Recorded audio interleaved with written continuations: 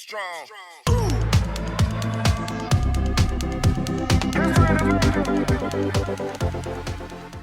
Hello all and welcome back to the channel. This is Masked Gaming, and as promised I'm back with another video. It's Tuesday afternoon and I wanted to bring you this solo content, Nightblade. Now, as you all know from my very first ever video, I love Nightblades. Nightblades are one of my favourite ever classes and I genuinely enjoy them with a passion.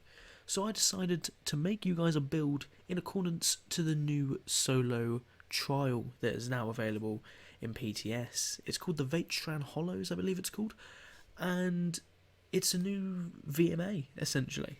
There's a new skin for completing it, and there's new gear sets, new weapon sets, all unperfected and non-perfected, so that's all that you guys will want to farm, and I will release more information on them in the next week. However, right now I just wanted to focus on the build that I would personally use in accordance with the new things that are out, and what I would personally use to take on this new solo trial. Now, full disclosure, I have actually attempted this new vet trial.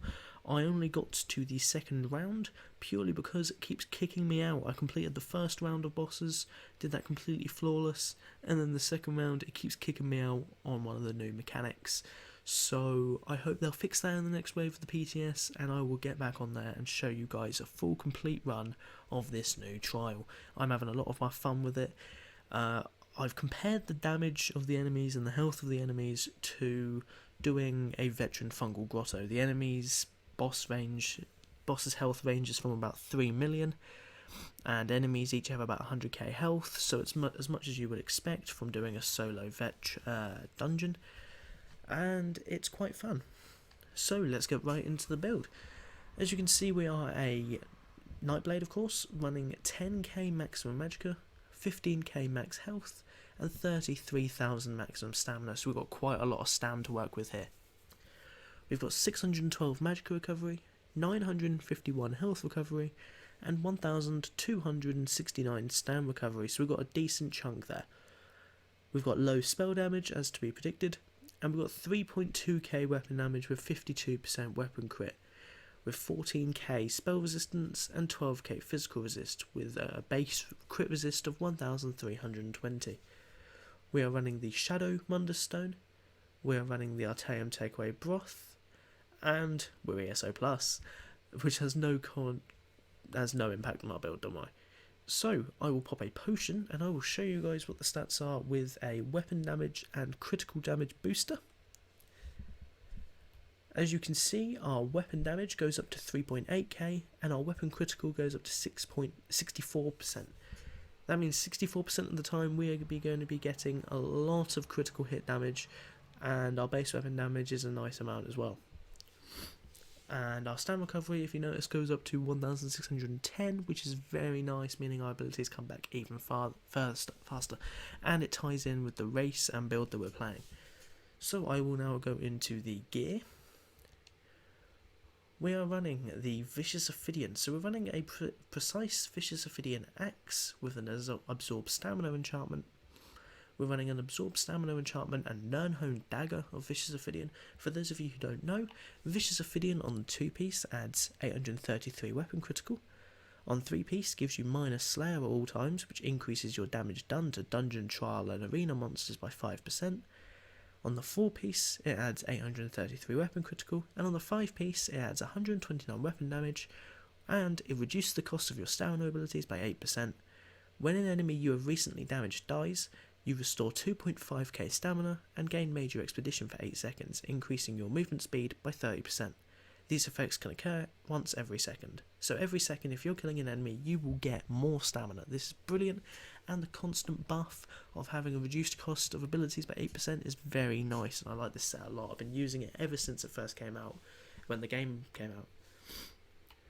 On the back bar, we're running the Maelstrom's Perfected Bow with an Absorb Stamina enchantment. That should actually be a weapon damage enchantment, and we're running it infused. For those of you who don't know, the Thunderous Volley set adds 669 weapon crit, and on the 2-piece, increases the damage volley deals by 430 damage each tick. This bonus increases by 143 every time volley ticks, up to a maximum of 8 times. Now on the head we're running the Helmet of Hunding's Rage with a max stam and in Divines. Hunding's Rage adds 833 weapon critical, adds max stam, more weapon critical and 300 weapon damage. On the chest piece we're running the exact same, Divines and in Stamina, Hunding's Rage. For the shoulder piece we're running Heavy Belorg Pauldrons because it adds weapon and spell damage, and because putting in a heavy means that our Undaunted bonuses give us 2% more resources, so that's a very nice amount that we can add to our resource pool. On the belt we are running Medium, Divines and Stamina, Belt of a Vicious Ophidian, Gloves of Hunding's Rage in light, just so we can have the light, medium and heavy bonuses. That is 351 max stam and Divines. On the legs we're running medium Guards of Hunding's Rage, max stam and Divines. And we're running boots, medium, Divines, stamina. We're running a Necklace of Vicious Ophidian in Bloodthirsty with a weapon damage enchant. We're running a robust weapon damage enchant Ring of Vicious Ophidian. And finally, this is where the build becomes special. I am running the brand new mythic Ring of the Pale Order. This comes in Bloodthirsty and adds 174 weapon damage, but the main reason I like this is because it restores 16% of the damage you deal as health. You cannot be healed by anyone but yourself. Now the reason this is 16% for me is because this actually scales off of your champion points. If you have points in your champion points into Blessed, this will actually increase the amount that this ring heals. The base amount is 15%, however I have points into Blessed, meaning that this has gone up an extra 1%. You can put more points into Blessed, meaning that you can possibly get this up to about 20%, I reckon. 20% of the damage you deal as health, but you cannot be healed by anyone except yourself. This means that you can essentially heal yourself all the time. In a solo content you don't need anybody else, so this is just brilliant. All the damage you deal comes back as healing, and I've theorised that you can actually remove the need for a healer in 4-man content with this ring. If everybody ran this ring and the tank was self-sustaining, you will not need a healer in any high level vet content, because this ring should heal you if you're doing enough damage. So if you're not doing enough damage, you will not heal yourself and you will not be holding your own weight. Now let's move on to the skills. Now on our front bar we're running Surprise Attack. Surprise Attack is the morph off of I can't remember what the morph is. Let me just check, I can show you all. It is the first ability in the Shadow. It's Veiled Strike. This is the stamina morph. Deals 9.5k physical damage, and if you're flanking the enemy, you go through a small portion of their armour, reducing their physical resistance by 5% for 10 seconds. And it also sets them off balance and stuns the enemy. Fun fact about this ability, what it does is actually when you cast it, it gives you an extra 6k physical and spell resistance just by using it. And this duration is increased per piece of heavy armour you have on. We have 1 bit of heavy armour, meaning that we have 7.5 seconds of major resolve. But this stacks, meaning the duration is refreshed every time we recast Surprise Attack. So you can constantly have a resistance booster on without having to cast any special abilities that won't help towards your damage. Now next up we have Ambush. Now Ambush is a gap closer and it actually increases the damage the enemy takes by 5%. And it also grants you Empower, increasing the damage of your light and heavy attacks by 40% for 3 seconds.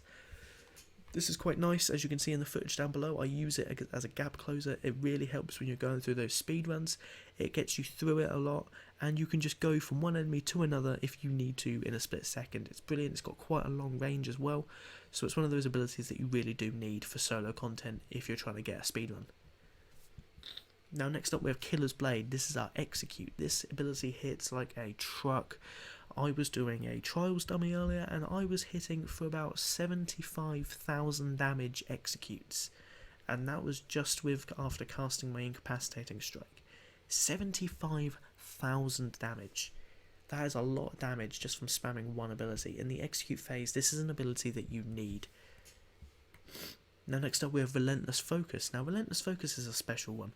When you get 5 light attacks, it turns the ability into Assassin's Scourge, allowing you to shoot a spectral arrow for half the cost and deals 17.7k disease damage and heals you for 33% of the damage if you are within melee range. This is brilliant. This ability hits so hard. It's a nice bit of burst. You cast 5 surprise attacks with a light attack in between. You'll finish them off with this. This can actually hit up to 90k when I was doing a trials dummy. It hits so hard. It is one of those abilities that you really do want for your DPS. Now next up we have Barbed Trap. Now Barbed Trap increases our critical damage to enemies that are trapped inside the trap. It's a nice little dot and it immobilises the enemy. Plus the fact that it's a Fighter's Guild ability means we are getting an extra 1% weapon damage just from having 3% weapon damage just from having it on. Now finally we have Incapacitating Strike. Now this is our ultimate.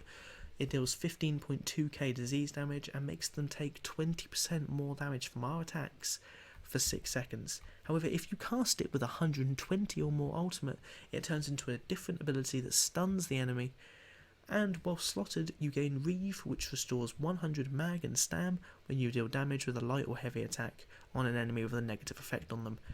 When you're playing, you will always have a negative attack on an enemy, so you'll be constantly getting back 100 mag and stam just from doing a light attack. This is brilliant for sustain. And as a red guard as well, you are getting insane amounts of sustain. I never ever dropped below about 50% stam, as you can see in the footage down below. Now on our back bar we're running Dawnbreaker as a flex spot. You can really choose anything you want on your bow bar. We are running Mirage to reduce the damage we take from area attacks by 20% and increase our physical and spell resistance by 3k for 26 seconds. For our fourth ability we're running Resolving Vigour, which heals us for 15k over 4 seconds. We're running Dark Shade for our third ability, reduces the damage done that the enemy does by 5% for 4 seconds when the shade hits them. The shade is always hitting them, so the enemy will do less damage to you by 5% constantly when this ability is up. Next up we have Leeching Strikes. Now Leeching Strikes is kind of special. It causes your light and heavy attacks to heal you for 1597 health and restore 100 stamina for 20 seconds. Fully charged heavy attacks restore twice the value. This means that you're getting really high sustain from having your stamina on, and the more health, plus as well the damage dealing. When you're dealing damage, you're also healing from the ring. This 1597 health mixed in with that is a lot of heals, so you'll be healing for a lot and you can take a lot of damage. And finally we have Endless Hail. Now Endless Hail is our main form of AoE. This is also what triggers our Maelstrom bow abilities, and the main reason I like Endless Hail is because when you do cast it and there's loads of enemies around, you're doing more damage to all of them. The more damage you are dealing, the more you heal. That is why I like it. You are healing for a lot more. Now let's move on to our champion points. In the tower we have 20 points into Warlord, 50 points into Tenacity, 75 into Healthy, and 75 into Mooncarth, with 50 into Tumbling. Next up we have 30 points into Blessed, 60 points into Master at Arms, and 60 points into Precise Strikes, Piercing, and Mighty. We have 60 points into Ironclad, 20 points into Spell Shield, and 10 into Medium Armor Focus, 60 points into Thick Skinned, 60 into Elemental Defender, and 60 into Hardy. And that is it for the champion points. And yeah, that's the end of the video, guys. Thank you all very much for tuning in. Again, this is quite a short video today, but I hope you do enjoy it. The ring is brilliant, and the new Mythic ring is going to be a game changer for everything. And I really do hope that you enjoy it as much as I have. For those of you who are wondering, this is the new heavy armor set that you can get from MARKARTH. It's a new motif called Axzand Armory. It's a very nice motif styled off of the Dwemer style, and it's my new personal favourite. So yeah, that is it, guys. the reactions that you guys have been giving on my videos have been brilliant, and I just want to say thank you for your support. We're trying to get on the road to 200 subscribers, so please do hit that like button and click subscribe to see more of my content in the future. I post every Tuesday, so I will see you guys in the next one. See ya.